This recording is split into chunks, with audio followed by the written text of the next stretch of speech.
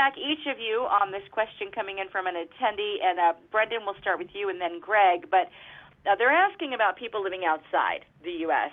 Are they able to join a class action that's filed within an American court? Brendan, your thoughts, and then Greg?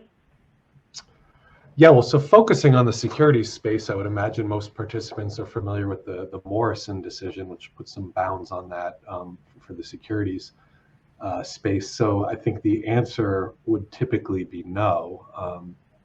A foreign investor who bought, say, equity in a market outside of the U.S. would typically not, in light of Morrison, be able to bring claims in the U.S.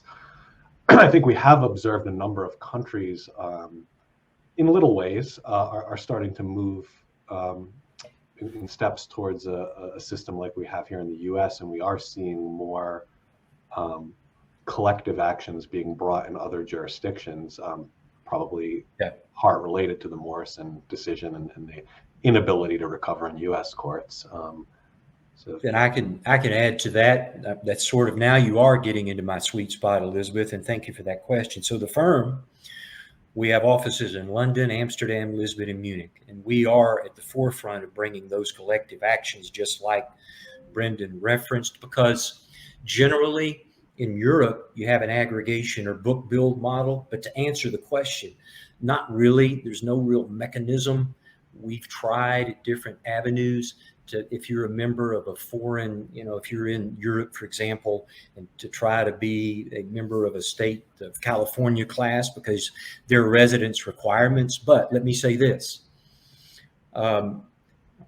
We saw in 2020, January 1 in Amsterdam, it's called the WAMCA, W-A-M-C-A. Do not ask me to pronounce the full acronym because it's Dutch. Can't do it.